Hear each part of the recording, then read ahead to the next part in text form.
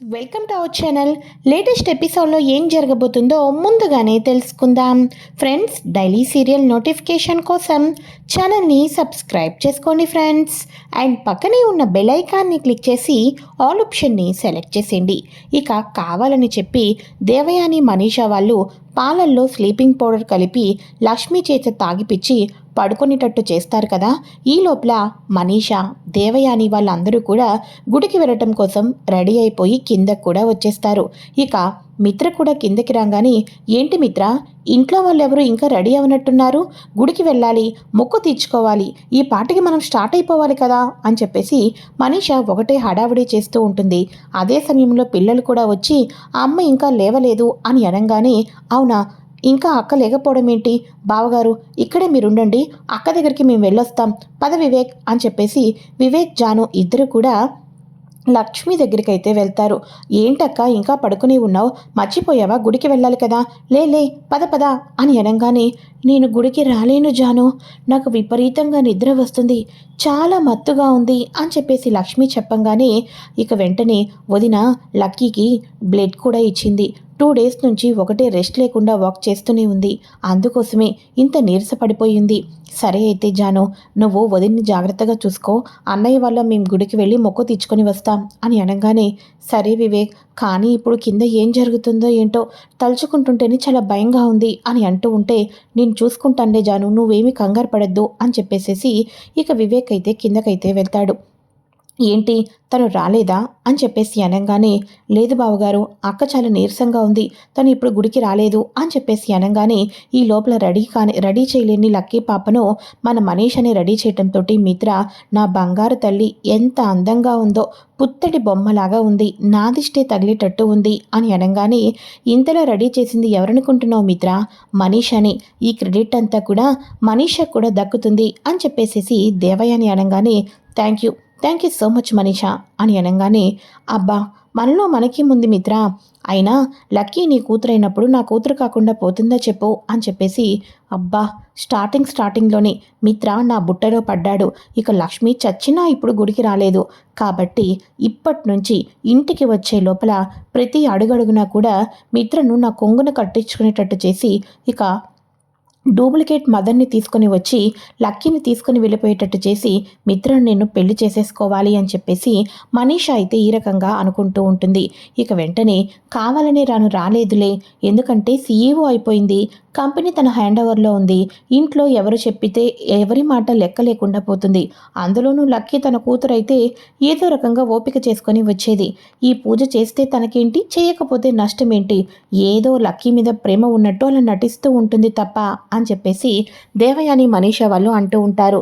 అదేమీ లేదు, అసలు అక్కే బావగారిని తీసుకొని గుడికి వెళ్దామనుకుంది అని అనగానే, చా అవునా, నీ అబద్ధాలు చెప్పినా అతికినట్టు ఉండాలి జాను, అలాంటప్పుడు లక్ష్మీనే ముందు వచ్చి గుడికి వెళ్దాం మిత్రగారిని అడగాలి కదా, కానీ ఎందుకు అడగలేదు, దొరికిపోయిన తర్వాత ఇన్ని మాటలు మాట్లాడుతున్నారు, చూసావా మిత్ర, ఇప్పటికైనా నువ్వు లక్ష్మీ నిజస్వరూపం తెలుసుకుంటే మంచిది అని అనగానే, ఇక వెంటనే, స్టాప్ ఇట్ మనీషా, అయిపోయిందా, వదిన మీద 1కి 100 మాటలు చెప్పడం అయిపోయిందా, వదినకు హెల్త్ నిజంగానే బాగోలేదు, లేకపోతే మనందరికన్నా ముందు తానే బయలుదేరేది, ఇంకా ఇలానే మా వదిన పేరు మీద 1కి 100 మాటలు చెప్పుకుంటూ ఉంటే టైం వేస్ట్ తప్ప ఏమీ ఉండదు. అన్నయ్య, వదిన రాకపోతే ఏముంది, మొక్కు అన్నాక గుడి అన్నాక బయలుదేరకుండా ఉండకూడదు, పదండి మనందరం వెళ్ళి ఇక మొక్కు తెచ్చుకొని వస్తాం, జాను నువ్వు వదినను జాగ్రత్తగా చూసుకో అని అనగానే, ఓకే వివేక్ అని చెప్పేసేసి అక్క అని తను పైకి వెళ్ళిపోతుంది. వీళ్ళందరూ గుడి దగ్గరికి అయితే వెళ్తారు.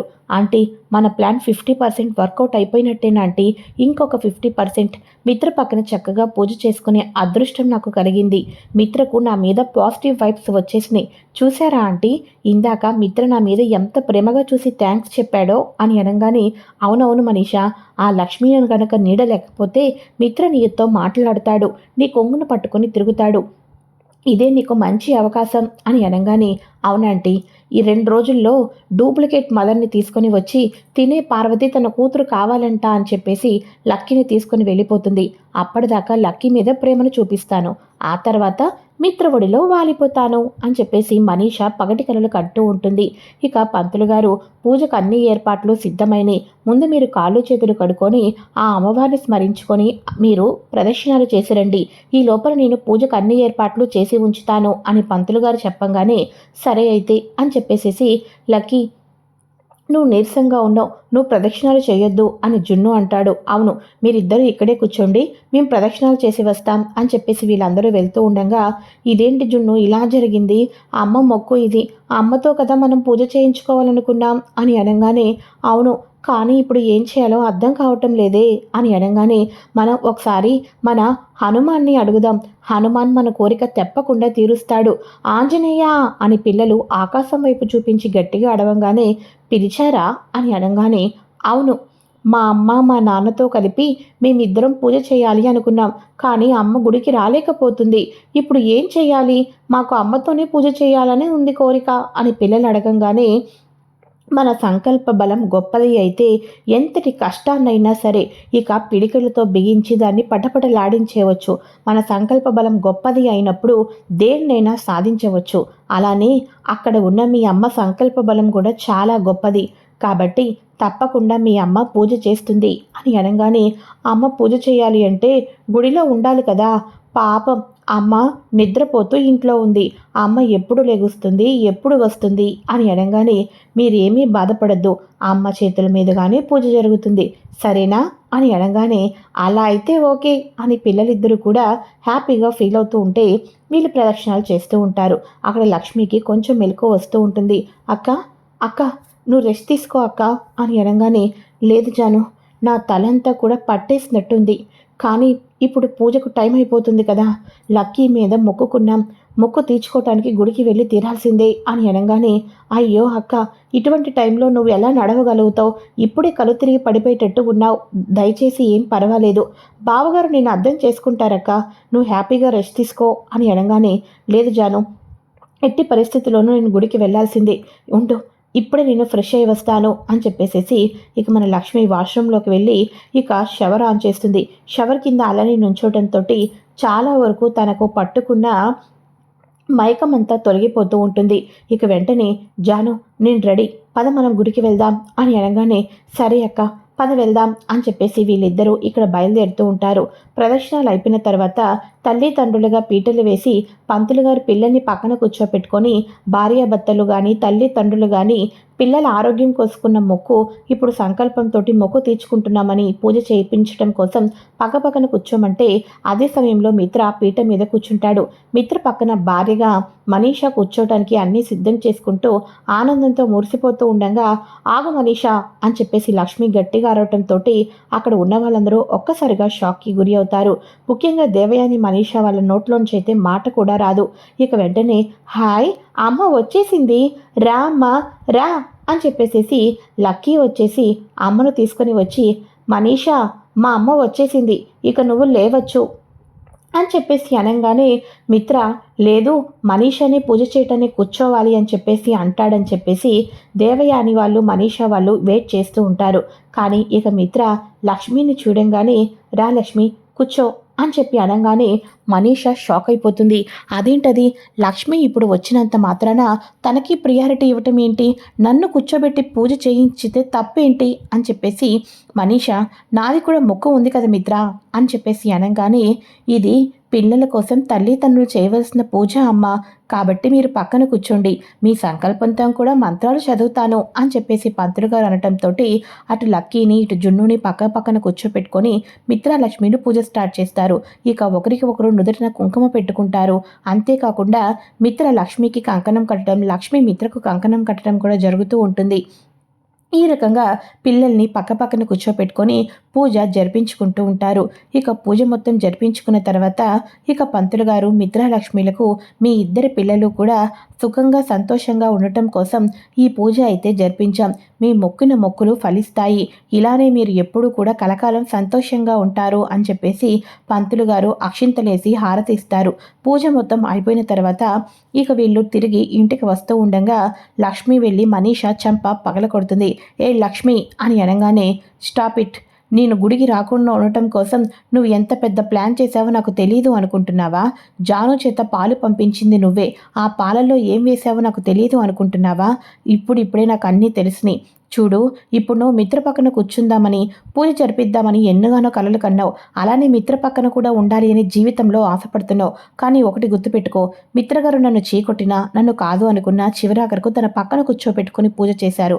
అలానే నువ్వు మిత్రగారి పక్కన ఉండాలి అని జీవితాంతం నీ వయసుని పెట్టుకొని అలా నడిపించుకుంటూ వెళ్ళిపోతావేమో, కానీ నీకు టైం వేస్ట్ అవుతుంది. పాపం వయసు పెరిగిపోయిన తర్వాత పెళ్లి చేసుకోవడానికి కూడా ఎవరు రారు మనీషా. కాబట్టి ముందు చెప్తున్నాను, ఎవరినో ఒకరిని చూసుకుని నువ్వు కూడా హ్యాపీగా పెళ్లి చేసుకో.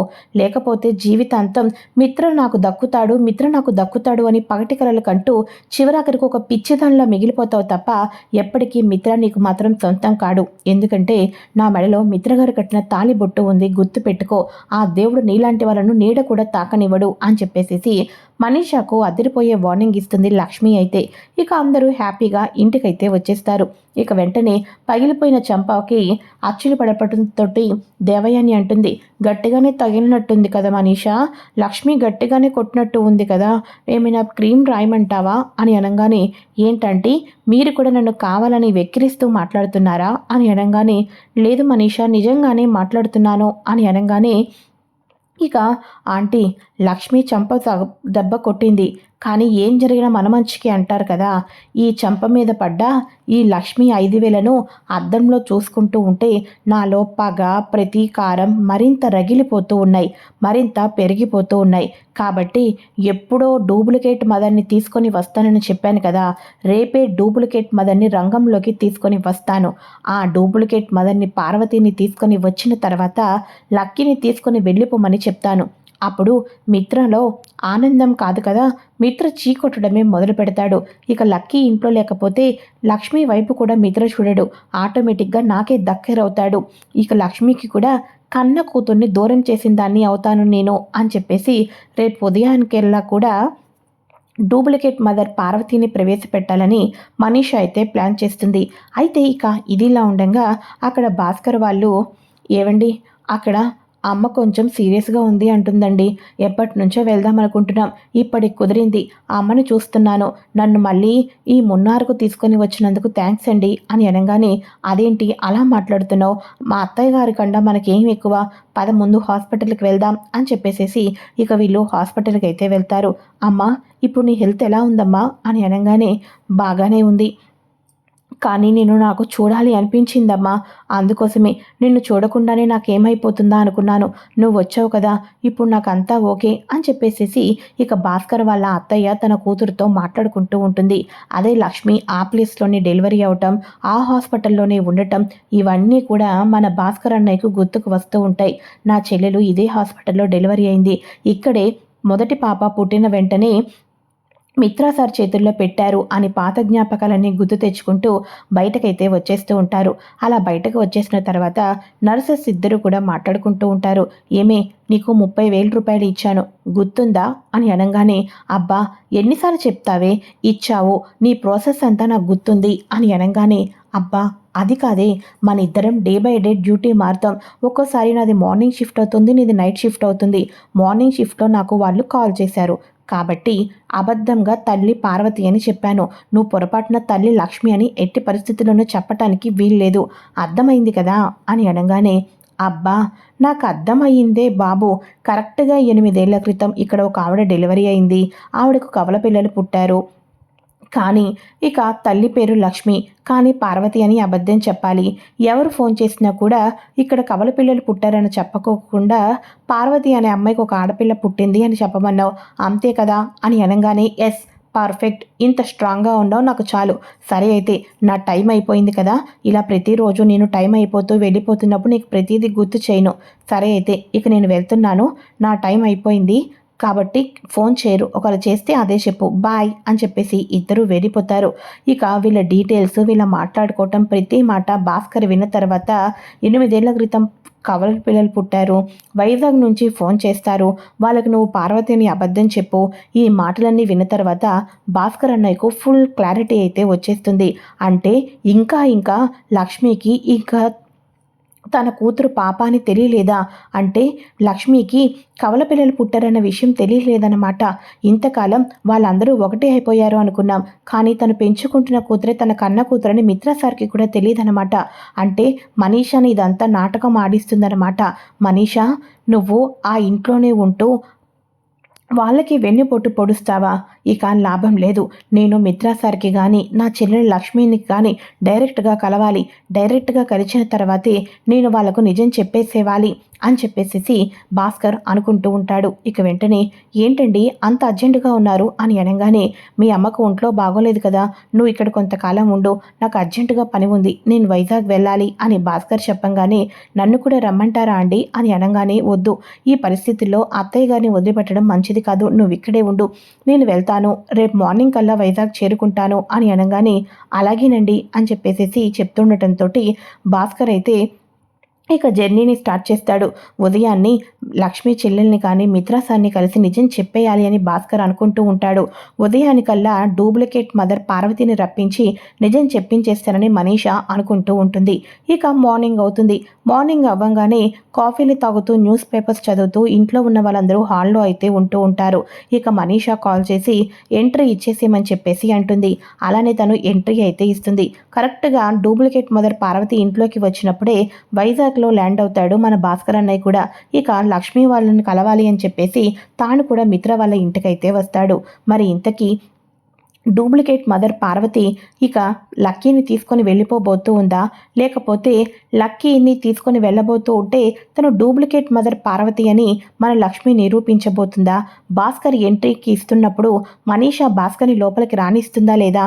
అసలు రానున్న ఎపిసోడ్లో లక్ష్మి తన పిల్ల కాదు, పార్వతీ కూతురు కాదు అని ఏ రకంగా నిరూపించబోతుంది? నెక్స్ట్ కథలో ఏం జరగబోతుందో కూడా మరింత లేటెస్ట్ ఇన్ఫర్మేషన్ ముందుగా తెలుసుకోవాలి అనుకుంటే ఫ్రెండ్స్ తప్పకుండా ఛానల్ని సబ్స్క్రైబ్ చేసుకొని పక్కనే ఉన్న బెల్ ఐకాన్ని క్లిక్ చేసి ఆల్ ఆప్షన్ని సెలెక్ట్ చేసేయండి. Thanks for watching friends. Bye. Welcome to our channel. Latest ఎపిసోడ్లో ఏం